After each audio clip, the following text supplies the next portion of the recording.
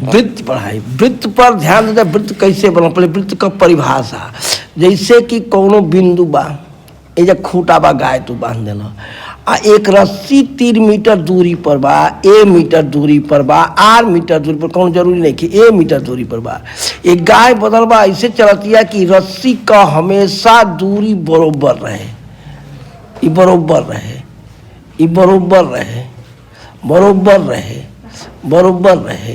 तो आज जगह पर रस्सी पर चली है गाय, गाय का रास्ता बना देहलस, गाय का कमरा देलस रास्ता। तो रास्ता बना देलस और खूटा पर गाय बनल बही, खूटा पर ओ बिंदु से तो सीधा चलता था। अगर हम परिभाषा लिखब तो का लिख सकला वृत्त का परिभाषा?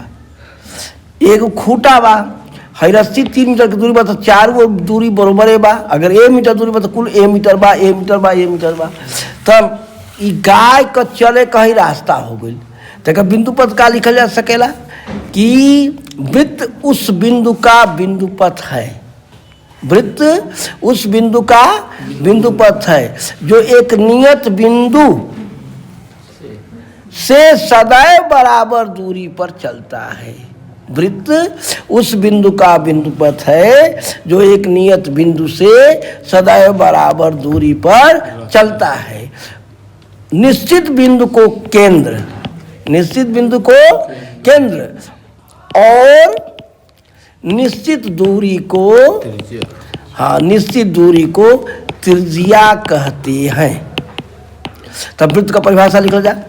वृत्त उस बिंदु का बिंदु पथ है, वृत्त उस बिंदु का बिंदु पथ है जो एक नियत बिंदु, वृत्त उस बिंदु का बिंदु पथ है जो एक नियत बिंदु से सदैव बराबर दूरी पर चलता है, सदैव बराबर दूरी पर चलता है। नियत बिंदु को केंद्र, नियत बिंदु को केंद्र और नियत दूरी को त्रिज्या कहते हैं, त्रिज्या कहते हैं। अब वृत्त का समीकरण देखा जाए कैसे निकलता है। सबसे बढ़िया बात बा कि केंद्र और त्रिज्या कर निकाल ली वृत्त का। कैसो सवाल कठिन तो कठिन लगा ले बजा, अगर केंद्र और त्रिज्या ज्ञात हो जाता है। देखा हम कैसे वृत्त का समीकरण निकालता नहीं। मान लिया एक वृत्त है जिसका केंद्र ओ एच कामा के है, कितना में पता बजा, एच कामा, और त्रिज्या आर मीटर है। कोई परिधि पर बिंदु P, परिधि पर कोई बिंदु x कामा y है। मान लिया एक वृत्त है जिसका केंद्र O है, त्रिज्या R है। बिंदु O के निर्देशांक h के और त्रिज्या और बिंदु P पर एक बिंदु x y है।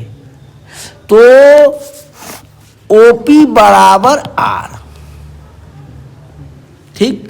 और दो बिंदुओं का बीच की दूरी अर्थात x कामा y और h कामा के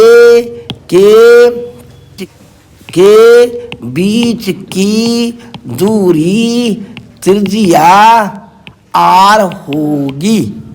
तो बीच की दूरी का सूत्र याद बा का हो? बीच की दूरी का सूत्र OP बराबर, हाँ, अंडर रूट, हाँ, x1 x2 का होल वर्ग प्लस y1 y2 का, तेजा लिखा जाए x ऋण h का होल वर्ग प्लस का लिखा जाए y ऋण k का होल वर्ग बराबर r।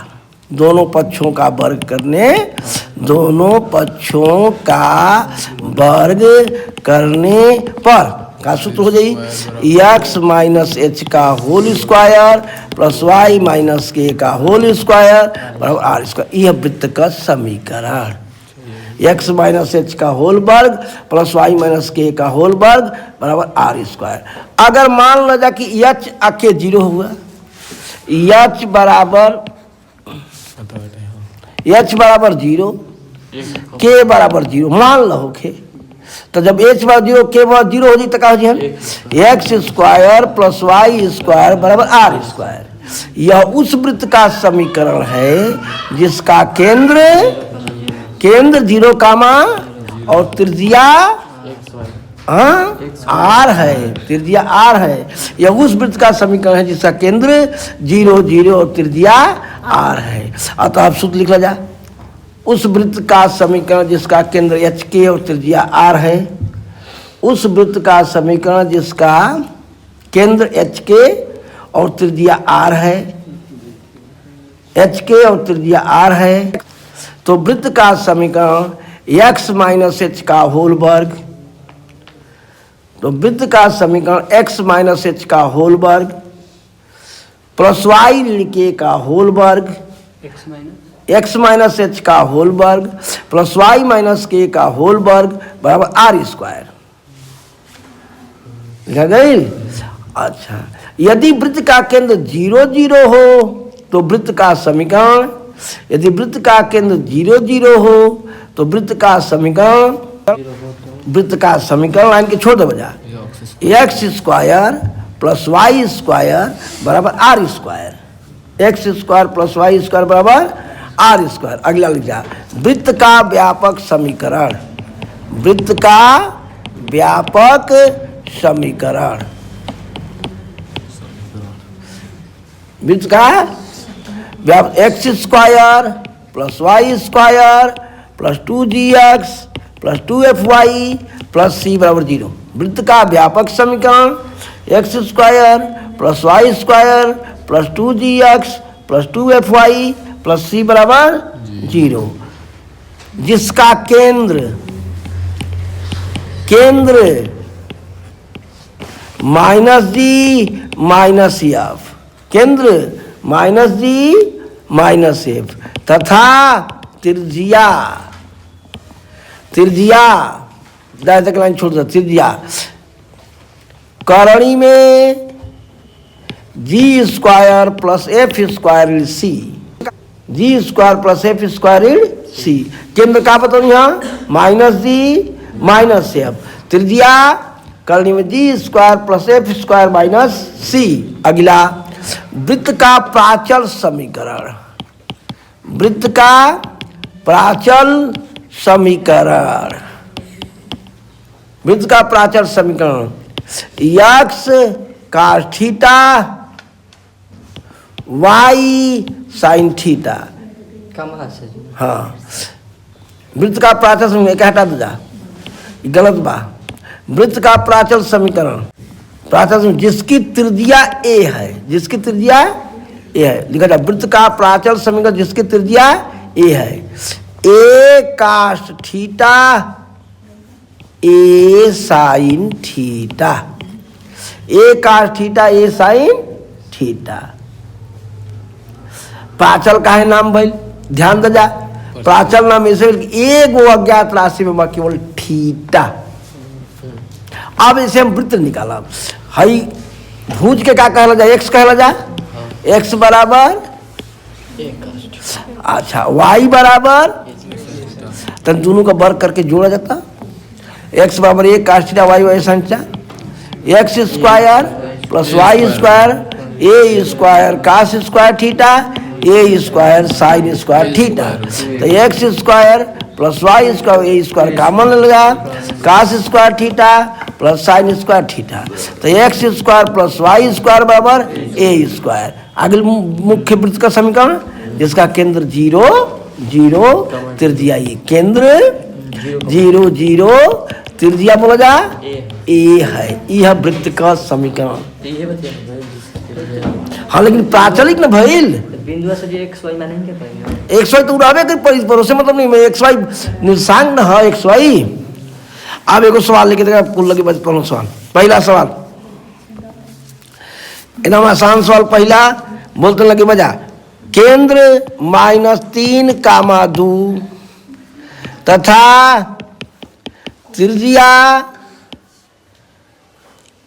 4 इकाई है। केंद्र कितना बताओ जा, -3, और त्रिज्या 4 इकाई है। तो लिखवा था कैसे, हम जानते हैं कि उस वृत्त का समीकरण, उस वृत्त का जिसका केंद्र एच के और त्रिज्या आर है। का सूत्र होला बे बताओ हाँ, एक्स ऋण एच का होल वर्ग प्लस वाई ऋण के का होल वर्ग बराबर आर स्क्वायर दिया है। एच बराबर बोला जा ऋण 3, के बराबर बोला जा और आर बराबर 4, इसलिए वृत्त का समीकरण निकाला जाए। एक्स ऋण धन 3 का वाई ऋण 2 का बराबर 4 का वर्ग 4 के 16। यह वृत्त का समीकरण निकल जाई। एक तोड़ बचा तब वो सही बा ना, तो यही रूप में पूछी केंद्र त्रिज्या निकाले के पूछी तो वृत्त का समीकरण निकाल बजा। एक और उदाहरण देखा जा। वृत्त एक्स स्क्वायर धन वाई स्क्वायर धन 8x धन 10y 8 बराबर 0 निकाले के हमने का केंद्र व त्रिज्या। तो दो विधि से लागी केंद्र त्रिज्या निकाले के बाद दो विधि से लागी। प्रथम विधि और द्वितीय विधि ई लगा हम दोनों विधि बताते नहीं। प्रथम विधि क्या कहता, x square plus y square 8x 10y 0 की तुलना व्यापक समीकरण लिखो बनी का लिखो बनी x square plus y square 2gx 2fy plus c बराबर तो 2g बराबर कितना 8, तो g बराबर बोला जा 2f बराबर तो f बराबर बोला जा 5 c बराबर ऋणा। तो हमको सूत्र लिखो देख रहे सूत्र में लिखो केंद्र माइनस जी माइनस एफ। का लिखल बा केंद्र माइनस जी लिखल बा माइनस जी माइनस एफ। तो जी के जगह पर 4 तो माइनस जी लिखे के बा तो -4 ठीक। और केंद्र माइनस एफ -5 केंद्र हो गई। और त्रिज्या का लिखल बा सूत्र बोला जा जी स्क्वायर प्लस एफ स्क्वायर ऋण सी। तो जी स्क्वायर 4 के 50 और ऋण 8 तो 16 25 41 धन 8 करणी में 49 कितना त्रिज्या गई। ये प्रथम विधि रहा डायरेक्ट व्यापक सूत्र से निकल रहा जा। द्वितीय विधि रखा जा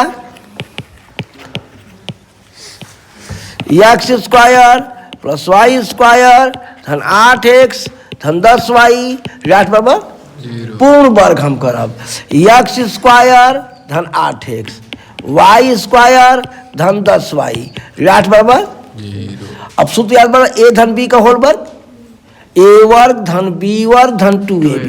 तो एक्स स्क्वायर का x का होल वर्ग कर दो बजा 2 गुणे x गुणे 4 एमा b का कही 2ab b 4 कही तो 4 का वर्ग ऋण 4 का वर्ग ठीक। वैसे ही y का 2 गुणे y गुणे 5 का ऋण 5 का और ऋण 8। अब आगे चल जाई बराबर 0 है सूत्र हो जाई हेतलवा के x प्लस 4 का प्लस है के का बजा y प्लस 5 का ऋण